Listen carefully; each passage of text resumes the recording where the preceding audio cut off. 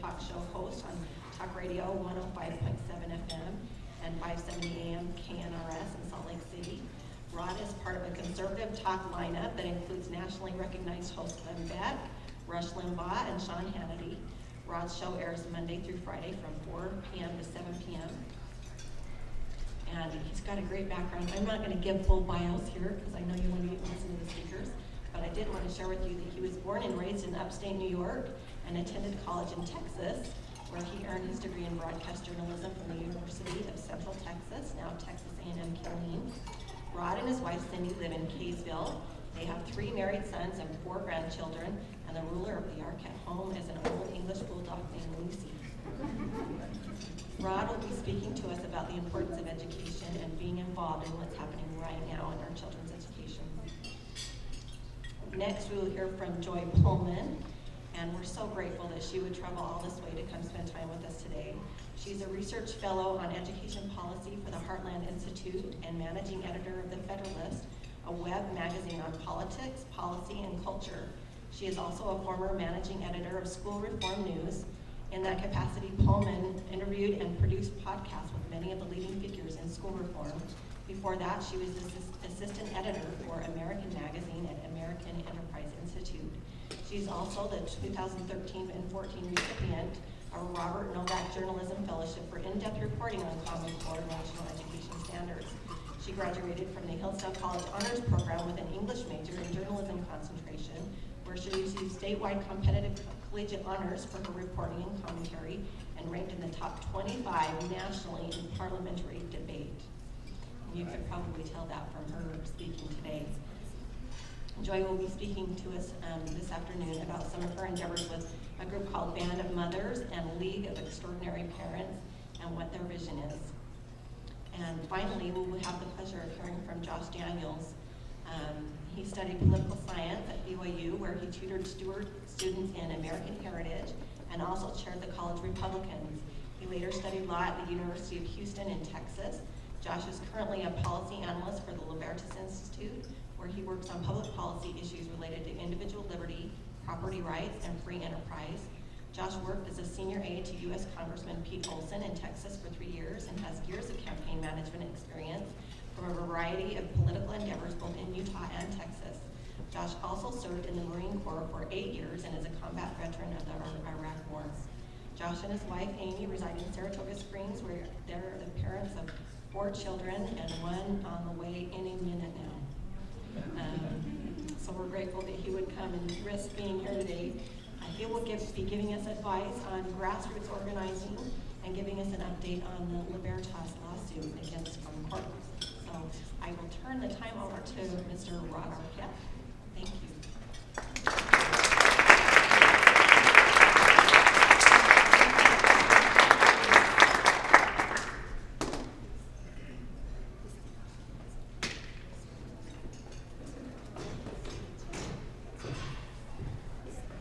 Thank you very much, Jaquel, and it's great to be here with you today.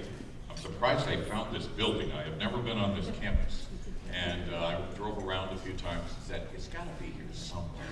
And I finally said, oh, I'll just park here and walk around and see if I can find it. So I did, and I'm grateful, and it's great to be with you and to be able to spend a few minutes with you today. I'm going to apologize ahead of time. After I conclude my remarks, I need to jet out of here. I have a little program every day that I need to get back to and make sure it's all together. I think for the most part it is together today, but I'm one of those nervous cats who always wants to make sure everything is all lined up and ready to go, and I think we're in pretty good shape.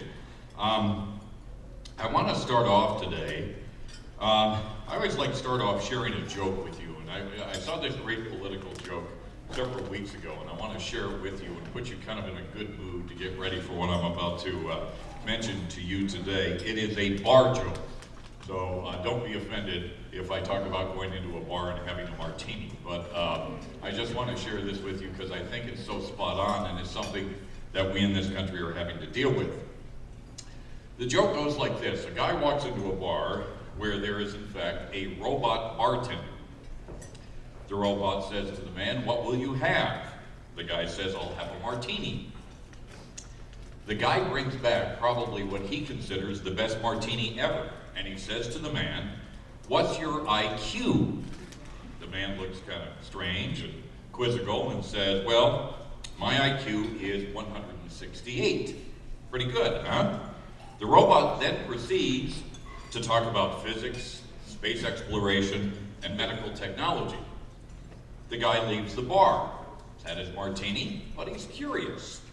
So he decides to go back into the bar. The robot bartender greets him again and says, what will you have? And the man says, I'll have a martini, please. Again, the robot makes a great martini, gives it to the man and says, what's your IQ? So the man wants to play with him a little bit. He says, my IQ is 100. The robot then starts talking to him about sports, politics, current events, and women. The guy leaves, but he finds it very, very interesting. So he thinks, you know what? I'm going to give it one more try.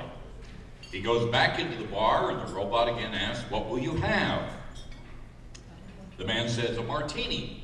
And the robot brings him yet another great martini. The robot then says, one more time, what's your IQ? The guy says, probably about 50. The robot leans in very close and quietly says to him, so you people still happy you voted for Obama? Talk about low information voting, right? Like I said, it is a pleasure to be here with you today and talk about changes taking place in education and how you can get involved to make education even better here in the state of Utah. We certainly have our challenges. There is certainly a very disturbing trend in this country today. It has picked up steam, unfortunately, and energy since probably the most progressive, most liberal president we have ever had has been in office now for nearly 7 years. We all know who he is. His name is Barack Obama. Not only do we see efforts to nationalize education today, we're also seeing the nationalization of almost everything that we have to deal with in this country. From food that our children eat at school, the vehicles we drive, the energy we can and cannot produce. We see a nationalization taking place in this country as to how we speak and what we can even say. And now there is word, as a result of what happened in Baltimore a few weeks ago, discussion of nationalizing our police force. Kind of scary. The loss of local control on everything is moving at warp speed, if you look at it, and the only way for us to stop it is to speak out and let our voices be heard and to get involved, like many of you are. I want to ask you a question. God has blessed us with this beautiful planet that we live on, Earth. In your opinion, what is the greatest resource on the planet today? Anyone have an idea? Children? Close, not the answer I'm looking for. What is the greatest resource that we have on the planet today? Bingo. Thank you. The human mind. It is without a doubt that the greatest resource that we have on this planet is our human mind. Remember the old public service announcement that you used to see on television and hear on radio? I don't even know if it's still around anymore, about the United Negro College, and the tagline was, a human mind is a terrible thing to waste. From the simple creation of the wheel, the creativity and thoughts of men who crafted our wonderful Constitution, the forging of great rivers, the harnessing of energy, and the ability to leave this planet and walk on the moon, thousands of miles away. What a wonderful thing the human mind is. It's really a rich, rich resource. The mind has unleashed both good and unfortunately bad, from kindness to sheer brutality. We have witnessed both the greatness the mind can create and the violence the mind can create as well. I've been reading a book lately, a fascinating book about the World Columbian Exposition in Chicago back in 1893. It was dedicated to the founding of America by Columbus back in 1492. The kickoff of the fair actually took place in 1892, but the fair itself didn't open until the spring of 1893. It was America's response to the World's Fair in Paris a few years earlier, in which a man by the name of Eiffel decided to build a tower. The mere task of putting the Chicago Fair together is a story in itself. But once it opened, people from around the world, around the country, gave whatever they could, found whatever money they could have to venture to Chicago and marvel, and really marvel at some of the things that were found, the inventions that they witnessed for the first time. When they went to the Chicago World Exposition, they heard live music being played by an orchestra, not in Chicago, but in New York, and it was transmitted over telephone lines for the first time. They saw moving pictures. They saw beauty both inside and outside, thanks to the lighting from a man by the name of Nikola Tesla. Truly wonderful. They even saw some rather unusual things. For the first time, they saw a zipper. The first zipper ever. The first ever all-electric kitchen. A box, everything a cook would need to make pancakes by a lady named Aunt Jemima. They sampled an oddly flavored gum called Juicy Fruit. They ate caramel-flavored popcorn called Cracker Jacks. And they tried a breakfast cereal called Shredded Wheat for the first time, all at the Chicago Exposition. There were novelties of all kinds for people to see. A giant map of the United States made out of pickles. Interesting to see. Some prune makers got together and created a full-scale model of a knight on horseback made out of prunes. And a salt company decided to make a copy of the Statue of Liberty made from a block of salt. And the visitors dubbed it Lot's wife. Now, one of the more interesting, there's so many interesting stories coming out of this event in 1893. One of the thousands of construction workers who worked on the fair was a man by the name of Elias Disney. His son Walt would go on to build a different sort of theme park. Many of us visit it today. The men behind the fair wanted something interesting to compete with the Eiffel Tower that first the world had seen in Paris. They searched for, a matter of fact, I recall Eiffel himself even approached the Americans and said, "I will build you your own tower, bigger and better." But the people in Chicago didn't want another tower. They wanted something unique. And it took them days and months to come up with an idea. Finally, a man by the name of Thomas Edison introduced them to somebody. This man had an idea of a giant wheel that people could ride, and it would take them 200 feet into the air, high above the exposition, and to see almost the entire city of Chicago. His name was Ferris, the Ferris wheel. You know, the creativity and the power of the mind are fascinating. Not only if they were on display at the fair, but unfortunately, just a few blocks away, the dark side of the mind was also at work. Using his charm, his craftiness, and his pure evil, a man by the name of H.H. Holmes preyed on young women who came to Chicago to find work and enjoy the fair. H.H. Holmes became America's first and probably most notorious serial killer ever. An accurate number of his victims has never been determined, but there were many. The human mind, a terrible thing to waste. I often tell people that parenting does not hold a candlestick to grandparenting. We are grandparents now, and we thoroughly, thoroughly enjoy it. My wife and I, as Jaquel mentioned, are the grandparents of 4 wonderful grandchildren, 3 girls and a little boy named Henry. Nothing warms my heart better than when they come over to our home and almost immediately climb into Grandpa's lap while he's sitting in his favorite chair, grab several books, and ask me to read to them. Henry has learned that the whale spit out Jonah. As a matter of fact, when he talks about it, he goes, "The whale spit out Jonah." Emmy loves to take Grandpa's finger and touch the softness of the material of Peter Rabbit's tail in one of the books. She loves that part. These minds that I've shared with you at the Chicago's World Fair and now with my grandchildren are minds that weren't controlled or are being nationalized. They are free to explore, free to question, and free to tinker with whatever interests them. I want to take you back to 1984, the Super Bowl. The game was played in Tampa on January 22nd, a game between the Oakland Raiders and the Washington Redskins. And yes, we can still say Redskins today, despite efforts that they don't want us to. The Raiders, by the way, won the game by a score of 38-9. A running back by the name of Marcus Allen was named the MVP. He ran for 191 yards and scored 2 touchdowns. A terrific game on his part.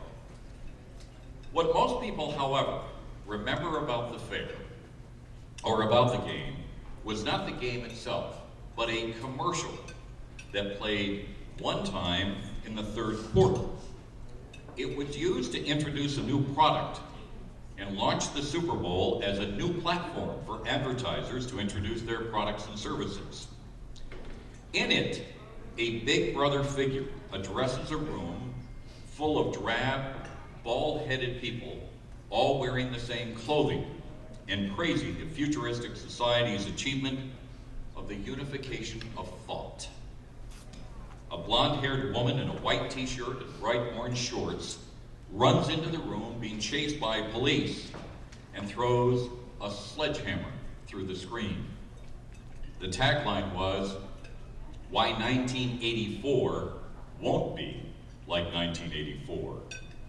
The new product was a Macintosh computer from a fledgling company called Apple. Remember that commercial? It's a fascinating commercial. What that commercial did was attempt to reassure Apple's new technology, the Macintosh computer, would be used for freedom, not control. Knowing what's going on with the nationalization of education in this country today, I wonder if it's time for all of us to start running into the rooms and tossing sledgehammers at those who want to control our children's thoughts and their education. Now, I'm not advocating, please don't start doing this. Don't start running into your board meetings or your teachers' classrooms and throwing sledgehammers. But what I'm saying is to you people here at this conference today, when you go to your teacher conferences, when you go to school board meetings, you as a parent have every right to take action. Let your lawmakers know, let your educators know that you want to say in what is being taught to your children and how it's being taught. You know your child better than anybody else, and don't let them tell you differently. I love the word empower. That's what this conference is all about. Empower means to give people power or authority to. You know, we are asking for power or authority. We don't have to. We as parents already have power and authority. And what I encourage you to do is to start using that power and not be afraid. One of the most frequently asked questions that I get on my radio show, and as I speak to groups around this state and occasionally around the country, is, Rod, we are so frustrated. What can we do? How can we get involved? How can we make a difference? People are frustrated.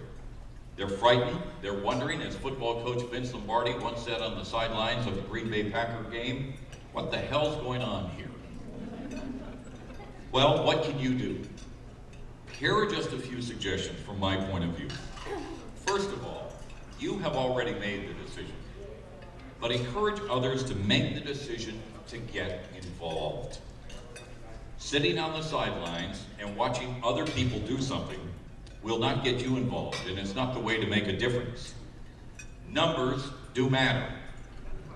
Lawmakers and educators, when they hear from a lot of people, they are going to pay attention.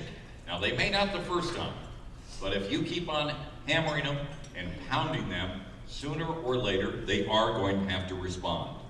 So first of all, make the decision to get involved and invite others to join you in your effort. Educate yourself about the issues. Remember, knowledge is power. It is powerful. Attend your parent-teacher conferences. Get to know your teachers. Get to know your school principals and the administration. You will be surprised what relationships can do if you get to know people and they know you. Attend your local school board meetings. How many of you know who sits on your local school boards? Some of you may. I know a few of them. I don't know all of them where we live. But you know what? I don't think people realize, and I've said this oftentimes on my radio show, that a local school board or a local city council may have more direct impact on your life and your children's lives than the governor, state legislators, the president, and even senators and congressmen, because they make those local decisions that directly affect you. So know who your school board members are. They are people just like you. And I think the biggest challenge and the biggest encouragement I could give you is don't allow yourself to be intimidated. They will try and do it. Don't allow them to intimidate you. Ask questions, and you have every right in seeking answers. When my wife was growing up, as a small child growing up on a farm in southeastern Idaho, and was having a tough time with something or getting discouraged, her father would always tell her, keep a stiff upper lip. And she always told our kids that as they grew up. I remember one time on a football field, our youngest was playing Little League football. And he was a little bit smaller than the other guys. And as he went up through the various age groups, he started playing, and the guys were bigger, and he was a running back. And there was one play where he just got smacked. And I remember he came running off the field, and we could tell he's kind of doing, because he really got hit. My wife took him by his face mask and said to him, Austin, do you want to play football? Yeah. Suck it up, stiff upper lip, and get yourself back in there. My wife's tough. She's hard on her boys. As you get involved, many of you already know this, you will face people who may disagree with you, may think they know better than you. Some may call you nuts, some may call you wackos, some will even question your right to ask somebody a question. Don't be intimidated. Remember the old phrase, sticks and stones may break my bones, but words will never hurt me. We live in Davis County. We love Davis County. The Davis School Board just last week voted to place on the ballot this November a $298 million bond issue. The money will be used to build a new high school, a new middle school, some elementary schools, and repair some old buildings that need updating, school buildings. By me simply going on the air after I saw the vote that night and on my radio show the next day, and encouraging voters to educate themselves about the issues, to attend their town meetings, to find out how and when and where the money will be used, and how much it will cost you in taxes. I got several emails from educators and education administrators in Davis County. They accused me of being a troublemaker, of being anti-education, simply because I said, the public, I encourage you to go educate yourself. Words will never hurt me. I know many of these suggestions probably sound to you very easy. Oh, one other one I forgot I wanted to mention. I have, as Jaquel mentioned, I have spent my entire life in the broadcasting industry. I've worked both in radio and television newsrooms, and I've been in news management. I would encourage you to not be afraid. And really, if you see a story on television where you may be quoted or an issue is being covered and you think it's wrong, call the television station and let them know what you think. Ask for the reporter and speak directly with the reporter. You know what? It scares the hell out of me. It really does. I've seen it, And if they don't respond, then call their manager or ask for the news director. Don't be afraid to say, hey, I think you got that story wrong. I think you didn't tell the whole story. You know what? They will listen to you. They don't want to hear from you, but they will listen to you. sometimes. In doing this, all of us know that this fight against education, the battle for local control, is not going to happen overnight. Rome wasn't built in a day, as they like to say. A shift in power simply doesn't happen overnight. But as more people realize what is happening in education, you tell them and work with them, they will sooner or later wake up. And I encourage you to be their alarm clock. My oldest son teaches high school here in the state of Utah. He's been a teacher now for about 5 or 6 years. We often talk about education. We often talk about what's going on in education. I asked Mitch, I said, Mitch, if you had one complaint about education today, what would it be? He says, Dad, it's not the administrators. It's really not the students. It's not the pay. Well, occasionally he'll say it's the pay. That's usually when he's coming to me and asking me for a loan again. He said his biggest complaint is parents. Parents who show up a few days before the end of the term or right before school lets out, pleading with him to give their child a passing grade, even though the child hasn't been to class or completed an assignment for months. But they plead with him. I see Crystal smiling back there. Happened to you, didn't it, Crystal? Probably many times.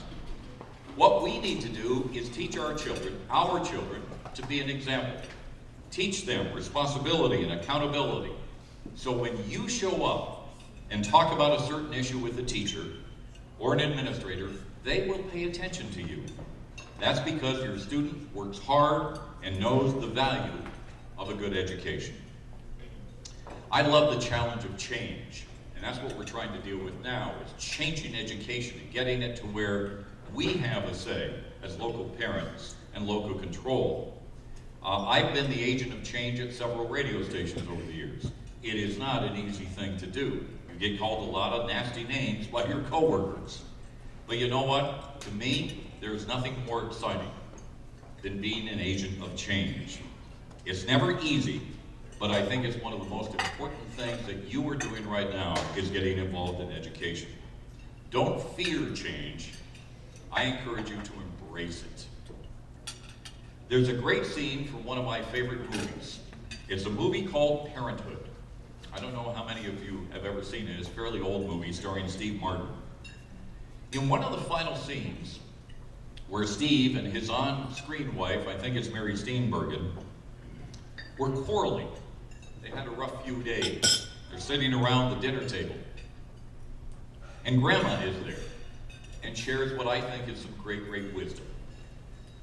She tells the story that when she was a young girl, in her teens, she went on a date with a young man to a local fair. With her date, the first ride they took was a merry-go-round. She said, she enjoyed the ride. It was nice. It went round and round and round. But then she said, we rode the roller coaster. It was fun, she said. We went up and down and around curves, and we did it again and again. And she said, I just went back and wanted to ride the roller coaster over and over again. Life, as you know it, can either be a merry-go-round or a roller coaster. You decide which ride you want to get on. It will be up to you if you want to go up or down or round and round. I encourage you to get on the roller coaster. Don't be afraid of the peaks and valleys. You'll win some, you'll lose some. But keep your hands and legs in at all times and enjoy the ride and fight for it. In conclusion, one of my favorite scriptures is in the New Testament. You can find it in John. My friend Sean Hannity used to encourage his listeners with the same verse. Let not your heart be troubled. You may remember that. But Sean never completes the verse. And be not afraid. Let not your heart be troubled, and be not afraid. Continue to stand up for what you believe in. Fight the good fight. And I know you will win. Thank you very much for the opportunity to be here, and carry on the best.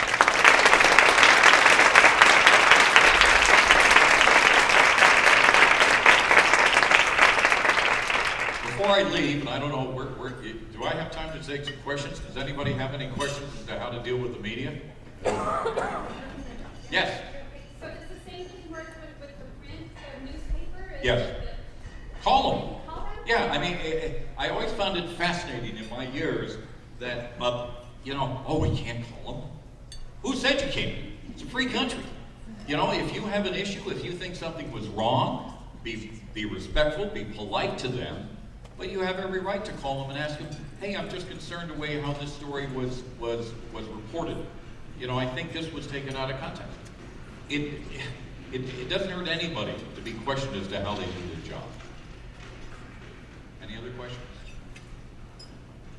Ladies and gentlemen, thank you. Good luck with your conference. I'm going to bug out of here and get back and go do a radio show. Thank you very much.